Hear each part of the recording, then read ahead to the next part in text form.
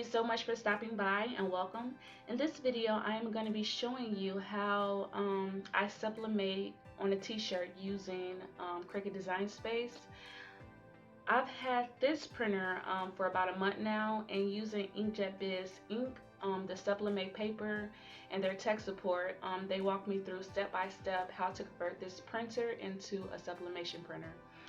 If you're looking to get into sublimation, I really highly recommend going through Inkjet Biz if you have questions on how to turn a printer into a sublimation, as they walk me through everything without a problem, because I was actually afraid to do it on my own.